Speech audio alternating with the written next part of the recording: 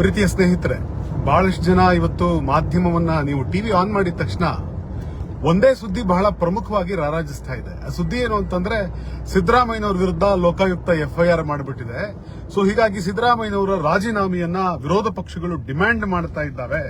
So ಬಿಜೆಪಿಯವರೆಲ್ಲರೂ ಕೂಡ ಬೀದಿಗಿಳಿದು ವಿರೋಧ ಪಕ್ಷದವರೆಲ್ಲರೂ ಕೂಡ ಸಿದ್ದರಾಮಯ್ಯನವರು ರಾಜೀನಾಮೆ ಕೊಡಬೇಕು ಅಂತ ರಾಜ್ಯಾದ್ಯಂತ ಪ್ರತಿಭಟನೆ ಮಾಡ್ತಿದ್ದಾರೆ ಅನ್ನುವಂತ ಸುದ್ದಿ ಬಹುಶಃ ಇಡೀ ಮಾಧ್ಯಮಗಳನ್ನ ಆವರಿಸಿಕೊಂಡು ಹೋಗ್ತಾ ಇದೆ. ಆದ್ರೆ ಒಂದೇ ಒಂದು ಪ್ರಶ್ನೆ ನಾವು ಕೇಳೋದೇನು ಅಂತಂದ್ರೆ, ಮೊನ್ನೆ ಕುಮಾರಸ್ವಾಮಿ ಅವರು ಕೂಡ ಮಾತನಾಡ್ತಾ ಒಂದು ಮಾತು ಹೇಳಿದ್ರೇನು ಅಂತಂದ್ರೆ, ಸಿದ್ದರಾಮಯ್ಯನವ್ರ ರಾಜೀನಾಮೆಯನ್ನು ನಾನು ಕೇಳಲ್ಲ, ಆದ್ರೆ ನೈತಿಕತೆಯ ಪ್ರಶ್ನೆ ಎದುರಾಗುತ್ತೆ, ಅವ್ರು ಹೆಂಗ್ ನಡ್ಕೊಳ್ತಾರೆ ಅನ್ನುವಂತ ಮಾತನ್ನ ಅವರು ಕೂಡ ಮಾತನಾಡಿದ್ದಾರೆ. ಆದ್ರೆ ಒಂದು ವೇಳೆ ಎಫ್ಐಆರ್ ಆದ ಕೂಡಲೇ ನೀವು ರಾಜೀನಾಮೆ ಕೊಡಬೇಕು ಅನ್ನೋದನ್ನೇನಾದ್ರೂ ನೀವು ಮ್ಯಾಂಡೇಟರಿ ಮಾಡಿದ್ದೆ ಆದರೆ, ನಿಮ್ಮ ಮಾಹಿತಿಗೋಸ್ಕರ ಹೇಳ್ತಾ ಇದ್ದೀನಿ, ಕರ್ನಾಟಕದ ಎಲ್ಲ ಬಿಜೆಪಿ ನಾಯಕರು ಬಂದು ಸಿದ್ದರಾಮಯ್ಯನವರ ಹತ್ರ ದುಂಬಾಲ್ ಬಿದ್ದು ಕೇಳ್ಕೊತಾರೆ, ಸ್ವಾಮಿ ಸಿದ್ದರಾಮಯ್ಯನವರೇ ದಯವಿಟ್ಟು ಯಾವುದೇ ಕಾರಣಕ್ಕೂ ರಾಜೀನಾಮೆ ಕೊಡಬೇಡಿ ಅಂತ.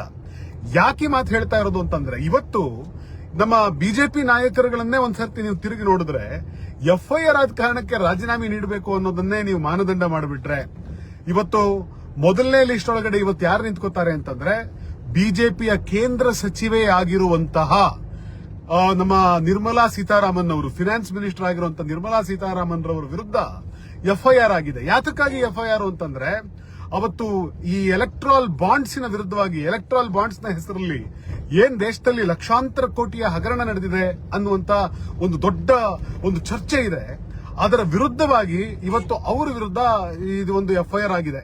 ಹಾಗಾದ್ರೆ ನಿರ್ಮಲಾ ಸೀತಾರಾಮನ್ ಕೂಡ ರಾಜೀನಾಮೆ ಕೊಡಬೇಕಲ್ವಾ? ನ್ಯಾಯ ಒಂದೇ ತಾನೆ. ಸಿದ್ದರಾಮಯ್ಯನವರ ವಿರುದ್ಧ ಎಫ್ಐಆರ್ ಆಗಿದ ತಕ್ಷಣ ನೀವು ರಾಜೀನಾಮೆ ಕೇಳೋದಾದ್ರೆ, ನಿರ್ಮಲಾ ಸೀತಾರಾಮನ್ ಅವರ ವಿರುದ್ಧ ಎಫ್ಐಆರ್ ಆದಾಗ ಕೂಡ ಆ ರಾಜೀನಾಮೆಯನ್ನ ಕೇಳಲೇಬೇಕು. ಹೀಗಾಗಿ ನಿರ್ಮಲಾ ಸೀತಾರಾಮನ್ ಅವ್ರಿಗೊಂದು ನ್ಯಾಯ, ಸಿದ್ದರಾಮಯ್ಯನವ್ರಿಗೂ ನ್ಯಾಯ ಆಗೋದಕ್ಕೆ ಸಾಧ್ಯ ಇದೆಯಾ?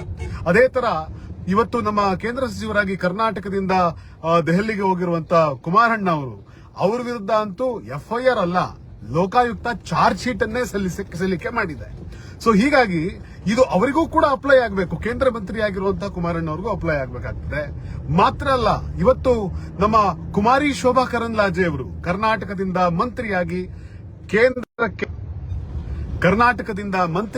ಕೇಂದ್ರಕ್ಕೆ ಹೋಗಿ ಕುಳಿತುಕೊಂಡಿರುವಂತಹ ಕುಮಾರಿ ಶೋಭಾ ಕರಂದ್ಲಾಜೆ ಅವರು ಕೂಡ ಇದ್ದಾರೆ.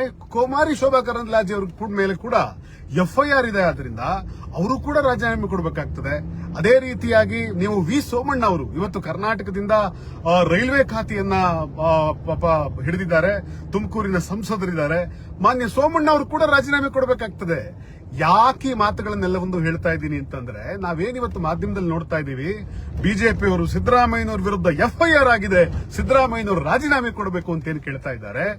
If Siddaramaiah has to resign, ಕರ್ನಾಟಕದಲ್ಲಿ ನೀವು ಮುಖ್ಯಮಂತ್ರಿಗಳಿಗೆ ನೀವು ರಾಜೀನಾಮೆ ಕೇಳೋದೇ ಆದ್ರೆ ನಿರ್ಮಲಾ ಸೀತಾರಾಮನ್ ಅವರು ರಿಸೈನ್ ಮಾಡಬೇಕು, ಈ ಕಡೆ ಸೋಮಣ್ಣ ಅವರು ರಿಸೈನ್ ಮಾಡಬೇಕು, ಕುಮಾರಣ್ಣ ಅವರು ಮಾಡಬೇಕಾಗುತ್ತೆ, ಮತ್ತು ಶೋಭಾ ಕರಂದ್ಲಾಜೆ ಅವರು ಮಾಡಬೇಕಾಗುತ್ತೆ.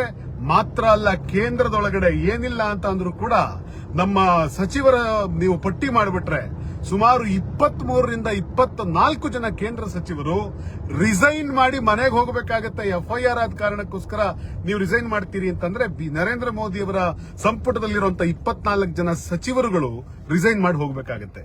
ನಿಮ್ಗೆ ಉದಾಹರಣೆಗೆ ಹೇಳಬೇಕು ಅಂತಂದ್ರೆ, ಬಂಡಿ ಸಂಜಯ್ ಇದ್ದಾರೆ, ಸುರೇಶ್ ಗೋಪಿ ಇದ್ದಾರೆ, ಜೋಯಲ್ ಓರಂ ಮೊದಲಾದವರು ಸೇರಿದಂತೆ ಇಂಥವ್ರು ಅನೇಕರಿದ್ದಾರೆ. ಇದರ ಬಗ್ಗೆ ದಿನೇಶ್ ಅಮೀನ್ ಮಠ್ ಅವರು ಕೂಡ ಒಂದು ಬರಹವನ್ನು ಕೂಡ ಬರೆದು ಹಾಕಿದ್ದಾರೆ, ಇಂತಹ ಎಷ್ಟು ಪ್ರಕರಣಗಳಿದಾವೆ ಅಂತ ಹೇಳಿ. ನಿಮಗೆ ಎಫ್ಐಆರ್ ಆದವರೆಲ್ಲರೂ ರಿಸೈನ್ ಮಾಡಬೇಕು ಅನ್ನೋದನ್ನ ನೀವೇನಾದ್ರೂ ಸಾರ್ವಜನಿಕ ಕ್ಷೇತ್ರದಲ್ಲಿ ಮಾತನಾಡೋದೇ ಆದ್ರೆ, ಬಹುಶಃ ಭಾರತ ದೇಶದ ಸಾರ್ವಜನಿಕ ಜೀವನದಲ್ಲಿ ಎಫ್ಐಆರ್ ಆಗದೆ ಇರೋನೊಬ್ಬ ಸಾರ್ವಜನಿಕ ಜೀವನದಲ್ಲಿ ಇರೋದಕ್ಕೆ ಸಾಧ್ಯ ಇಲ್ಲ, ರಾಜಕಾರಣದಲ್ಲಿ ಇರೋದಕ್ಕೂ ಸಾಧ್ಯ ಇಲ್ಲ. ಆ ರೀತಿ ನೀವು ಅದನ್ನ ಎಕ್ಸ್ಪೆಕ್ಟ್ ಮಾಡೋದಾದ್ರೆ ಸಾವಿಲ್ಲದ ಮನೆಯಲ್ಲಿ ಸಾಸಿವೆ ನುಡುಕದಂತೆ ಅನ್ನುವಂತ ಅಭಿಪ್ರಾಯವನ್ನು ಕೂಡ ವ್ಯಕ್ತಪಡಿಸಿದ್ದಾರೆ.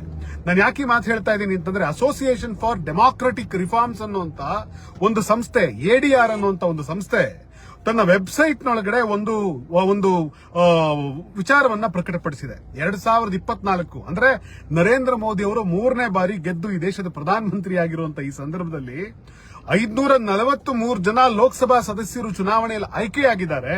ಈ 543 ಜನರಲ್ಲಿ 251 ಜನ ಅಂದ್ರೆ almost 41% of the total member of parliaments ಅವರ ವಿರುದ್ಧ ಅತ್ಯಂತ ಕಠಿಣವಾದಂತಹ ಕಾಯ್ದೆಗಳ ಅಡಿಯಲ್ಲಿ ಕ್ರಿಮಿನಲ್ ಮೊಕದ್ದಮೆಗಳು ದಾಖಲಾಗಿದ್ದಾವೆ.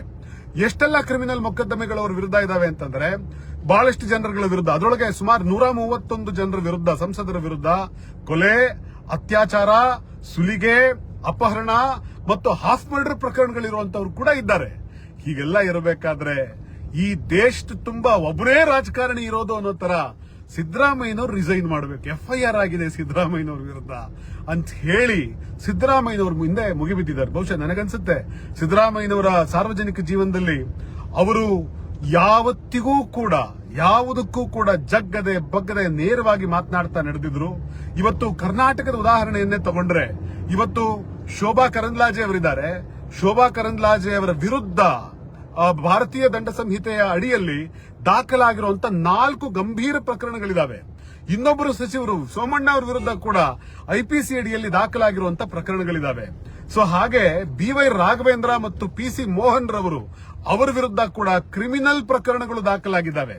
ಹೀಗೆ ಇಡೀ ವಿರೋಧ ಪಕ್ಷದ ನಾಯಕರ ವಿರುದ್ಧ, ವಿರೋಧ ಪಕ್ಷದ ನಾಯಕ ಆಗಿರುವಂತಹ ಅಶೋಕ್, ಯಾವ ಅಶೋಕ್ ಅವರು ಸಿದ್ದರಾಮಯ್ಯನವರು ರಾಜೀನಾಮೆ ಕೊಟ್ಟು ಹೊಂಟೋಗ್ಬೇಕು ಅಂತ ಮಾತಾಡ್ತಾ ಇದ್ದಾರೋ ಅದೇ ಅಶೋಕ್ ಅವರ ವಿರುದ್ಧ ಕೂಡ ಸದಾನಂದ ಗೌಡರ ಸಂಪುಟದಲ್ಲಿ ಇವರು ಸಚಿವರಾಗಿದ್ದಂತ ಕಾಲದಲ್ಲಿ ಲೊಟ್ಟೆಗೊಲ್ಲಹಳ್ಳಿಯಲ್ಲಿ ಭೂಮಿಗೆ ಸಂಬಂಧಿಸಿದಂತ ಡಿನೋಟಿಫಿಕೇಶನ್ ಪ್ರಕರಣ ದಾಖಲಾಗಿದೆ. ಹಾಗಾದ್ರೆ ಇವರೆಲ್ಲರೂ ರಿಸೈನ್ ಮಾಡ್ತಾರಾ? ಸಿದ್ದರಾಮಯ್ಯನವರ ಕಡೆಗೆ ನೀವು ಒಂದು ಬೆರಳು ತೋರಿಸಿದ್ರೆ 4 ಬೆರಳು ಮತ್ತೆ ಉಳಿದ ಎಲ್ಲ ಬೆರಳುಗಳು ನಿಮ್ ಕಡೆನೆ ಮುಖ ಮಾಡ್ತಾ ಇದ್ದಾರೆ. ಸರ್, ದಯವಿಟ್ಟು ಜನ ಬಹಳ ಮುಕ್ತವಾಗಿ ಇದನ್ನ ವಿಮರ್ಶಿಸೋಣ. ಸಿದ್ದರಾಮಯ್ಯನವರು ರಾಜೀನಾಮೆ ಕೊಡಬೇಕಾ? ಹಾಗಾದ್ರೆ ಇವರೆಲ್ಲ ಯಾಕೆ ಕೊಡಬಾರದು? ಇವರೆಲ್ಲರೂ ಕೊಟ್ಟು ಮತ್ತೆ ಸಿದ್ದರಾಮಯ್ಯನವ್ರ ಕಡೆಗೆ ಬೆರಳು ಮಾಡಿ ತೋರಿಸಲಿ ಅನ್ನುವಂಥದ್ದನ್ನ ಒಬ್ಬ ನಾಗರಿಕನಾಗಿ, ಒಬ್ಬ ಕಾಂಗ್ರೆಸ್ ಪಕ್ಷದ ಒಬ್ಬ ಸಾಮಾನ್ಯ ಕಾರ್ಯಕರ್ತನಾಗಿ ನಾನು ಈ ಪ್ರಶ್ನೆಯನ್ನ ಕೇಳಬೇಕಾಗುತ್ತೆ. ಪ್ರತಿಯೊಬ್ಬರು ಈ ಪ್ರಶ್ನೆಗಳನ್ನು ಕೇಳಬೇಕಾಗುತ್ತೆ. ಹಾಗೆ ಕೇಳದೆ ಹೋದ್ರೆ ಒಂದು ದೇಶದ ಸಂವಿಧಾನ ಉಳಿಯೋದಕ್ಕೆ ಸಾಧ್ಯ ಇಲ್ಲ. ಒಂದು ದೇಶದ ಸಂವಿಧಾನ ಯಶಸ್ವಿ ಆಗ್ಬೇಕಾದ್ರೆ, ಒಂದು ದೇಶದ ಪ್ರಜಾಪ್ರಭುತ್ವ ಯಶಸ್ವಿ ಆಗ್ಬೇಕಾದ್ರೆ ಈ ದೇಶದ ಪ್ರಜೆಗಳು ಮಾತನಾಡಬೇಕು.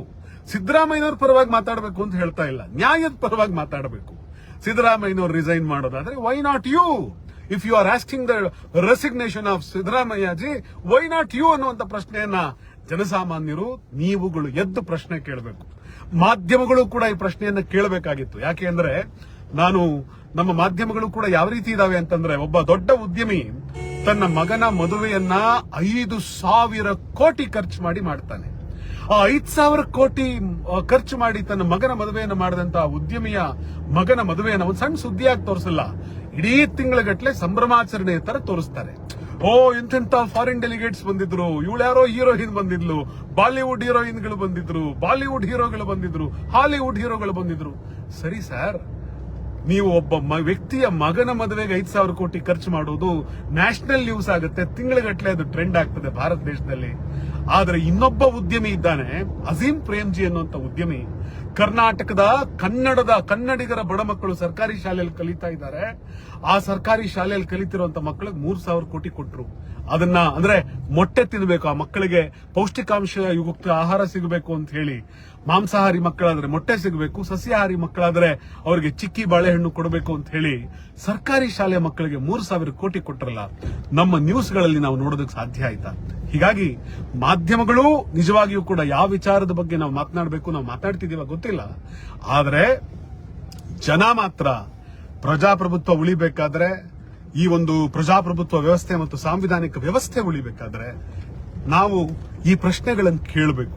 ಯಾರ ಪರ ಯಾರ ವಿರುದ್ಧ ಅಂತ ಅಲ್ಲ, ಈ ಪ್ರಶ್ನೆಗಳನ್ನು ಕೇಳಬೇಕು.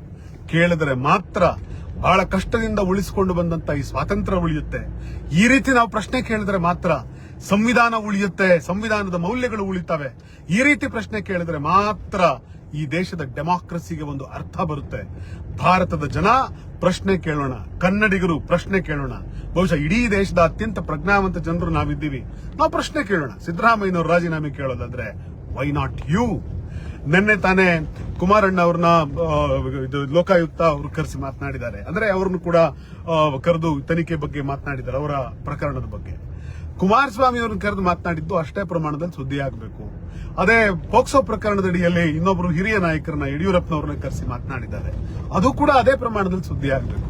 ಆದ್ರೆ ಇವತ್ತು ನಮ್ಮ ಮಾಧ್ಯಮಗಳಲ್ಲಿ ನಾವು ಆ ಸುದ್ದಿಗಳನ್ನು ನೋಡೋದಕ್ಕಿಂತಲೂ ಹೆಚ್ಚಿಗೆ ಇಡೀ ಕರ್ನಾಟಕ ರಾಜ್ಯದ ಮಾಧ್ಯಮಗಳಲ್ಲಿ ನಾವು ನೋಡುತ್ತಿರುವಂತಹ ಒಂದು ಸುದ್ದಿ ಏನು ಅಂದ್ರೆ, FIR ಆಗಿದೆ, ರಾಜೀನಾಮೆ ಯಾವಾಗ ಅನ್ನೋದನ್ನೇ ನಾವು ಮಾಧ್ಯಮಗಳು ತುಂಬಾ ನೋಡ್ತಾ ಇದ್ದೇವೆ. ಜನರ ತಲೆಯಲ್ಲಿ ಈ ತರದ ಪ್ರಶ್ನೆಗಳನ್ನು ಹುಟ್ಟಾಕ್ತಾ ಇದೆ. ಜನ ಎಚ್ಚೆತ್ತುಕೊಳ್ಳೋಣ, ಜಾಗೃತರಾಗೋಣ. ನಮಸ್ಕಾರ.